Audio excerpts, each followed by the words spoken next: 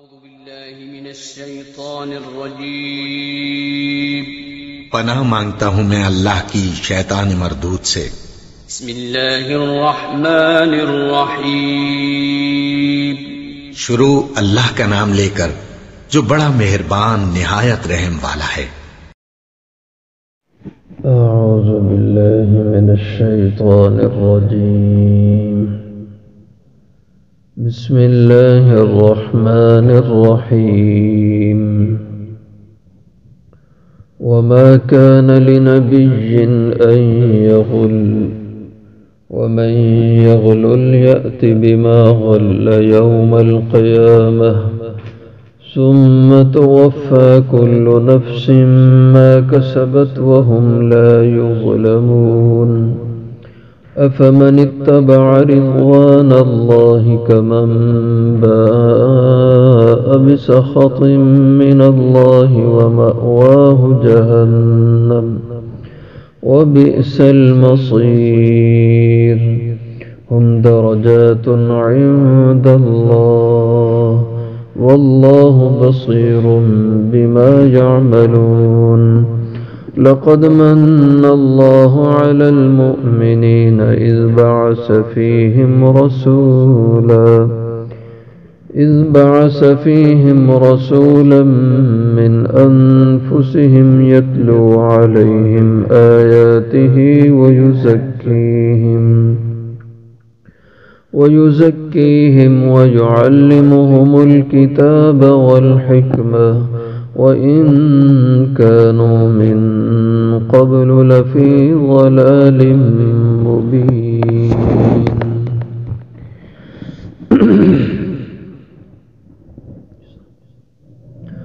وما كان لنبي أن يغل اور نہیں مناسب کسی بھی نبی کی شان کے ان یغل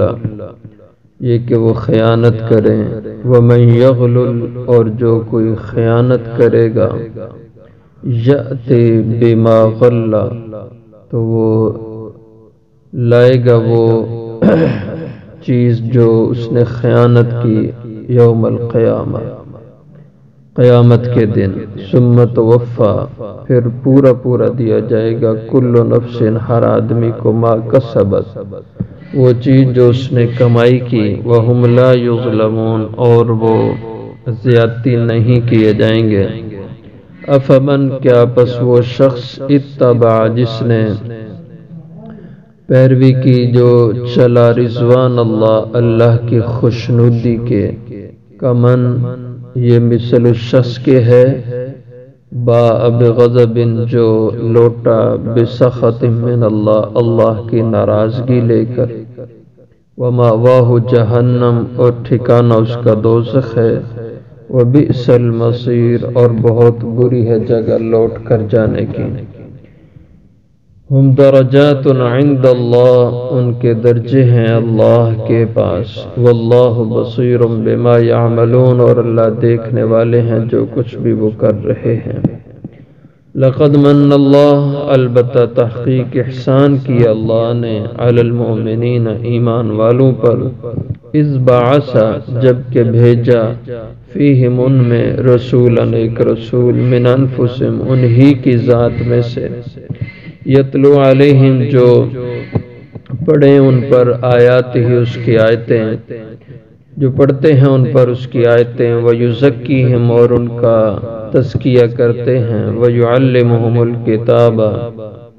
اور وہ سکھاتے ہیں انہیں کتاب والحکمہ اور حکمت وَإِنْ كَانُوا اور یہ کہ تھے وہ لوگ من قبل اس سے قبل لفی ضلال مبین البتہ کھلی گمراہی میں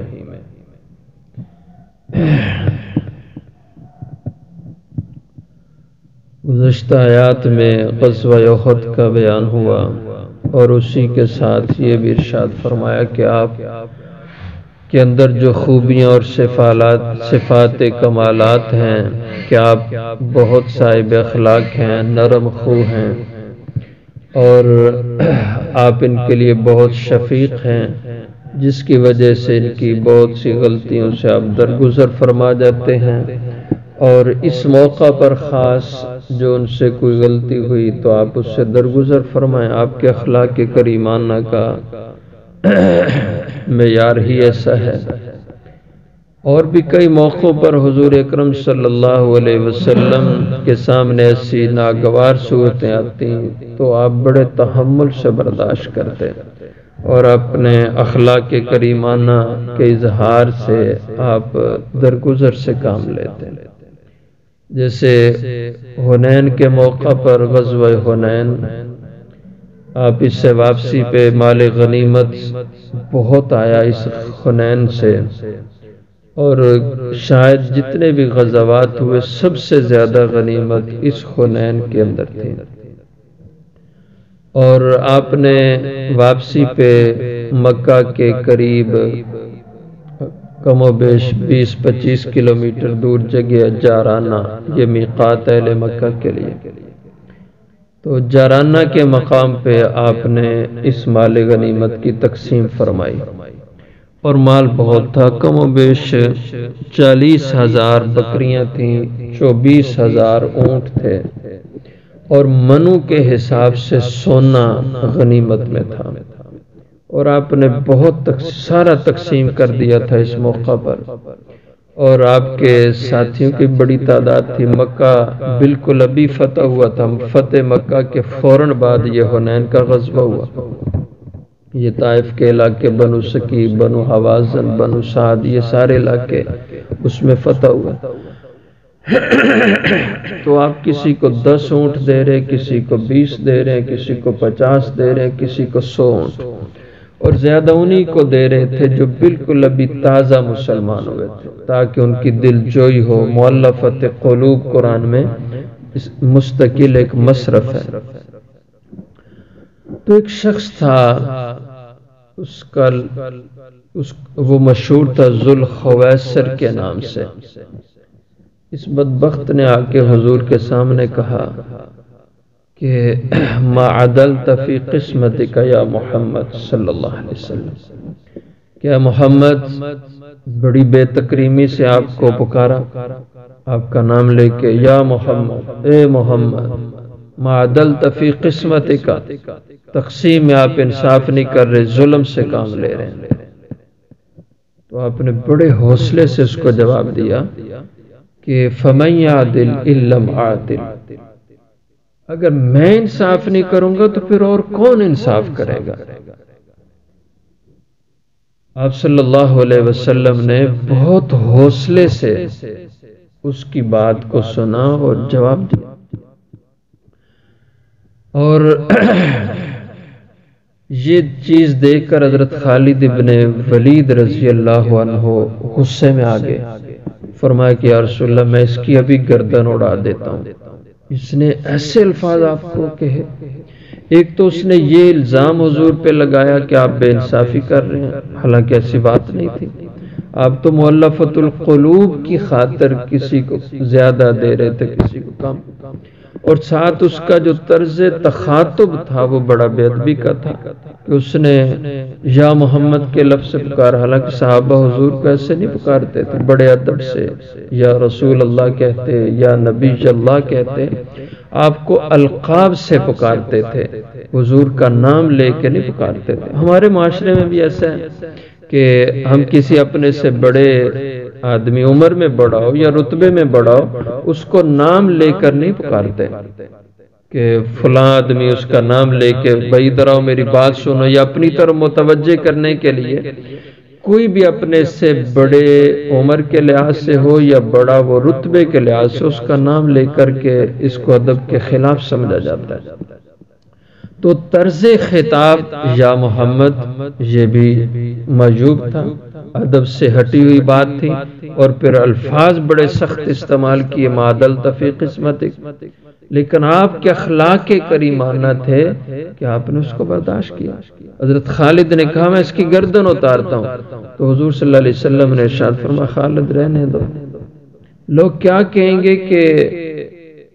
یہ نبی اپنے طور پہ بہت اخلاقیات کی تعلیم دیتے ہیں اور اپنے اخلاق کا یہ حال ہے کہ ایک آدمی کی بات کو برداشت نہیں کر سکے. اس لیے برداشت کر لو، تحمل سے کام لو اور اس کو جواب نہ دو۔ تو یہ آپ صلی اللہ علیہ وسلم کی نرمی اور آپ کی شفقت تھی کہ آپ بڑے تحمل سے کام لیتے تھے۔ ایسے ہی ایک موقع آیا احد کے اندر کہ جب غنیمت کا مال جمع ہوا، اس میں ایک منافق نے کہا کہ ایک گرم کمبل، کسی نے کہا کہ گرم کمبل بھی تھا غنیمت میں، وہ نہیں مل رہا۔ تو ایک منافق نے کہا کہ وہ شاید حضور نے لیا ہوگا، اللہ کے نبی نے لے لیا ہوگا وہ کمبل۔ اب یہ بھی بہت بری بات تھی کہ حضور کی ذات کی نسبت ایسے کہہ رہا ہے کہ یہ حضور نے لیا ہوگا، حالانکہ آپ صلی اللہ علیہ وسلم کو اس کی اجازت تھی کہ مال غنیمت میں جتنا حصہ اپنی ذات کے لیے رکھنا چاہیں آپ کو اجازت تھی۔ 5واں حصہ خمس جو ہوتا تھا وہ بیت المال کے لیے ہوتا تھا، اور اس کا کچھ حصہ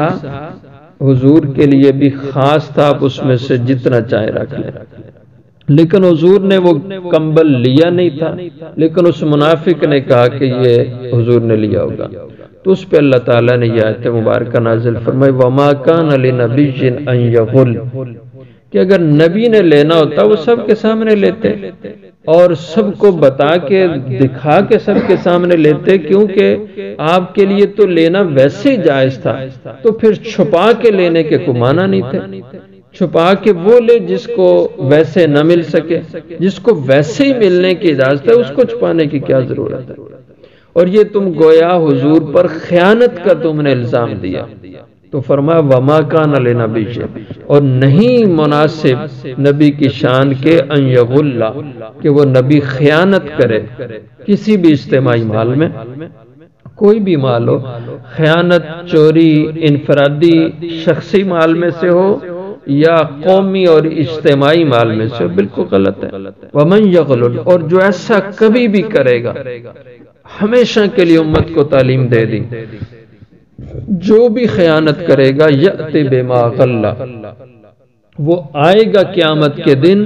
بما غل، اس چیز کے ساتھ حشر میں کھڑا کیا جائے گا جس کی اس نے چوری کی، جس کی خیانت کی، وہ چیز اس کے ساتھ چل رہی ہوگی اور اس کے ساتھ وہ حشر میں آئے گی، اور ساری دنیا کو پتا چلے گا کہ اس آدمی نے یہ چیز چوری دنیا میں کی تھی،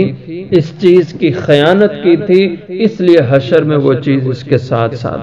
یاتی بما غل، آئے گا اس چیز کے ساتھ جو اس نے خیانت کی یوم القیامہ، قیامت کے دن۔ ثم توفی کل نفس ما کسبت، پھر پورا بدلہ دیا جائے گا ہر آدمی کو جو اس نے کمائی کی، جو کچھ دنیا میں کیا اس کا بدلہ اس کو دینا پڑے گا۔ وہم لا یظلمون، اور کسی پہ ظلم اور زیادتی نہیں ہوگی، اس لیے جو آج غلط کرے گا کل اس کو اس کا خمیازہ بھگتنا پڑے گا۔ افمن اتبع رضوان اللہ، کیا پس وہ شخص جس نے پیروی کی اللہ کی خوشنودی اور رضا کی، یعنی جو اللہ کی رضا کا طالب اور چاہنے والا ہے، اس کو مال و دولت سے کوئی غرض نہیں ہے، کمن، یہ اس شخص کے برابر ہو سکتا ہے، اس شخص کی طرح ہو سکتا ہے، باء بسخط من اللہ، جو لوٹا اللہ کی ناراضگی لے کر، اللہ کا حکم توڑ کر، نبی کی بے ادبی کر کے، جو خدا کا غضب جس کو ملا وہ اس کا مستحق ٹھہرا، وما واو جہنم، جس کا ٹھکانہ دوزخ بنا۔ یہ دونوں برابر نہیں ہو سکتے، ان میں بہت فرق ہے۔ وبئس المصیر، اور بری ہے جگہ وہ دوزخ لوٹ کر جانے کی۔ ہم درجات عند اللہ، ان کے درجے ہوں گے اللہ کے ہاں۔ نیکوں میں بھی درجات کا فرق ہوگا، کم درجے کے نیک زیادہ اونچے درجے کے نیک لوگ، اسی طرح بروں میں بھی درجات کے مراتب ہوں گے، جو کم درجے کا برا ہے اس کا درجہ اسی کے برابر، جو بڑے درجے کا مجرم ہے اس کا درجہ اسی کے بقدر بڑا ہوا ہوگا۔ تو یہ درجات ہوں گے، مراتب ہوں گے اللہ کے ہاں، نیکی اور بدی دونوں کے اعتبار سے۔ واللہ بصیر بما یعملون، اور اللہ دیکھنے والے ہیں جو کچھ بھی لوگ کر رہے ہیں۔ آج جو انسان کر رہے ہیں، اچھا کر رہے ہیں، برا کر رہے ہیں، سب اللہ کی نگاہ میں، اس کے علم میں ہے، اور کل کو وہ اس کے مطابق حساب کرے گا۔ لقد من اللہ علی المؤمنین اذ بعث فیہم رسولا من انفسہم۔ یا حضور اکرم صلی اللہ علیہ وسلم کی عظمت شان کو بیان فرمایا، آپ کے مناصب اور فرائض منصبی ان کو بیان فرمایا۔ فرمایا البتہ تحقیق احسان کیا اللہ نے ایمان والوں پر۔ اذ بعث فیہم رسولا، جب کہ بھیجا ان میں رسول کو، یعنی حضور کو ان میں مبعوث فرما کر ان پہ اللہ نے احسان فرمایا۔ تو حضور ہیں تو ساری انسانیت کے لیے، کافر کے لیے بھی ہیں، ایمان والے کے لیے بھی ہیں، لیکن آپ کی ذات اقدس کے وجود بابرکات سے، آپ کی تعلیمات سے فائدہ جو اٹھا رہے ہیں وہ صرف اہل ایمان اٹھا رہے ہیں، کافر آپ کی تعلیمات سے فائدہ نہیں اٹھا رہے۔ جیسے فرما ھدی للمتقین، یہ قرآن ہدایت ہے، سب کے لیے ہے، لیکن اس سے جو ہدایت کا نفع اٹھانے والے ہیں وہ للمتقین، وہ متقین ہیں۔ اسی طرح حضور ہیں تو سب کے لیے مبعوث، لیکن آپ کی بعثت سے جو پورا فائدہ اٹھا رہے ہیں وہ ایمان والے ہیں۔ اس لیے گویا یہ آپ کی بعثت ایمان والوں کے لیے احسان ہوئی۔ لقد من اللہ علی المؤمنین، اس لیے مومنین کا خصوصیت سے بیان فرمایا کہ اللہ نے ایمان والوں پر خصوصیت سے احسان کیا۔ اذ بعث فیہم رسولا، جبکہ بھیجا ان میں اللہ نے رسول من انفسہم، انہی کی ذات میں سے۔ تو احسان ظاہر ہے کسی اہم چیز کا جتلایا جاتا ہے، کسی باعظمت چیز کا احسان جتلایا جاتا ہے۔ تو حضور چونکہ ایک عظیم ہستی ہیں، ایک عظیم الشان اللہ کے پیغمبر و رسول ہیں، اس بنا پہ اللہ نے احسان جتلایا آپ کو، آپ کی بعثت کا، کہ ہم نے تم پہ احسان کیا کہ جو تمہیں ہم نے اپنے عظیم الشان نبی دیے، من انفسہم، جو انہی میں سے ہیں، یعنی انہی کی نسل میں سے۔ کہ قریش میں حضور تشریف لائے تو کہا من انفسہم، انہی کا ایک فرد ہے، قریشی ہیں، اور پھر قریش کی شاخ میں ہاشمی ہیں حضور صلی اللہ علیہ وسلم، آپ کے والد عبداللہ ہیں، دادا عبد المطلب ہیں، پردادا ہاشم ہیں، اور عبد مناف کے وہ ہیں۔ اس طرح آپ کا ایک نسب ہے، ایک شجرہ ہے، آپ انہی کی ذات سے، انہی کی برادری سے ایک فرد ہیں۔ البتہ آپ اپنی ذات میں بشر اور انسان ہیں، لیکن درجے اور مرتبے میں عام بشر جیسے نہیں، عظیم الشان بشر ہیں، افضل البشر ہیں، بل اخیر البشر ہیں، بشریت کے سردار ہیں، اعلیٰ ترین اللہ نے آپ کو انسان اور بشر بنایا۔ جیسے دوسری آیت میں فرمایا کہ میں بھی ایک انسان ہوں، لیکن مجھ پہ اللہ کی طرف سے وحی آتی ہے، یعنی عام انسان نہیں ہوں، پیغمبر انسان ہوں۔ تو حضور صلی اللہ علیہ وسلم کی ذات اقدس وہ بشر ہے، انسان ہے، البتہ صفات آپ کی نورانی ہیں، نور نبوت سے اللہ نے آپ کو سرفراز فرمایا، تو وہ صاف سارے نورانی ہیں، لیکن ذات آپ کی بشر ہے، اس کا انکار نہیں کیا جا سکتا، بلکہ اس کا انکار بہت بڑا جرم ہے۔ اور پھر آپ عربی النسل ہیں، عجمی نہیں ہیں، آپ کو اللہ نے بڑی عظمتیں عطا فرمائی ہیں۔ اس لیے علامہ علوسی رحم اللہ نے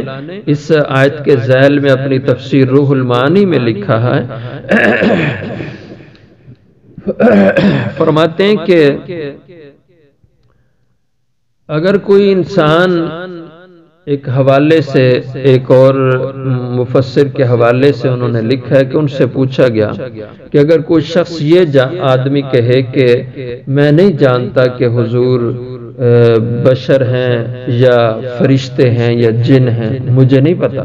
آپ کی ذات کیا ہے،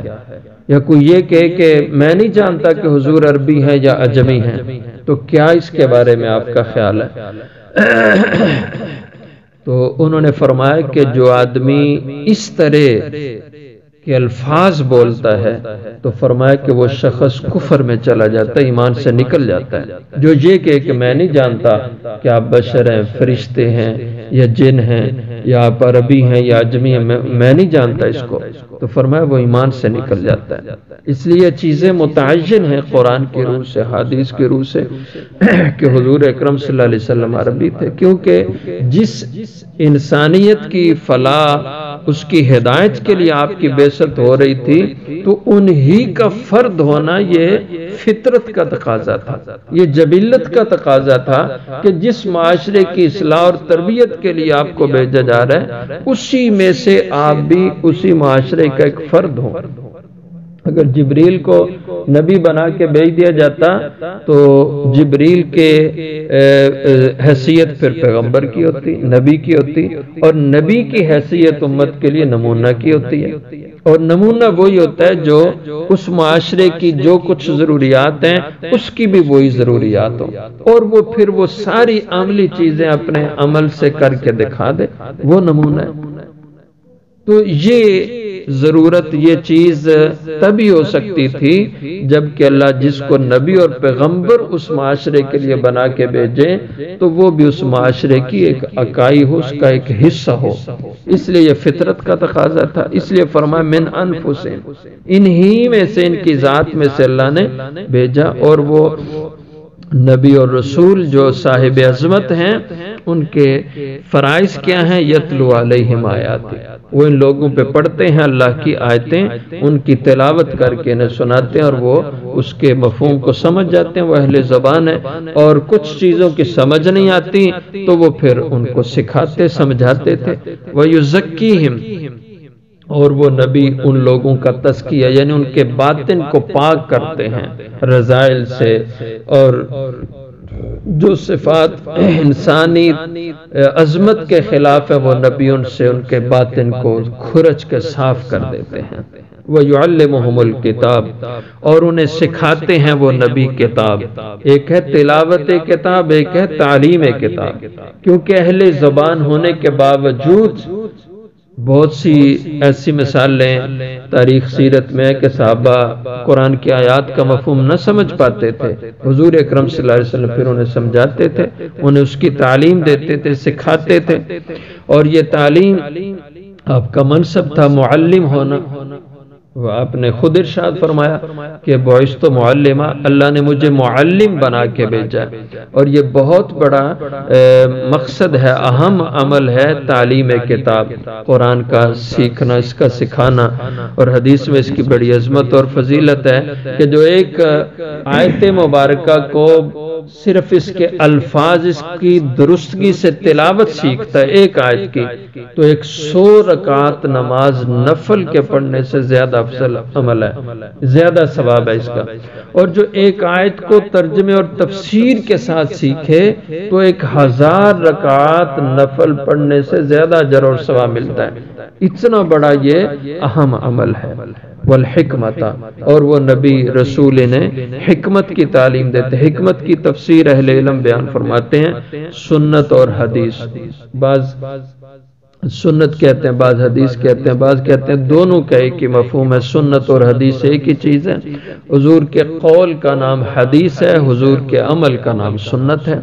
تو والحکمت سے مراد حضور کی سنت اور حدیث کہ حضور یہ بھی لوگوں کو اس کی بھی تعلیم دیتے تھے، سکھاتے تھے۔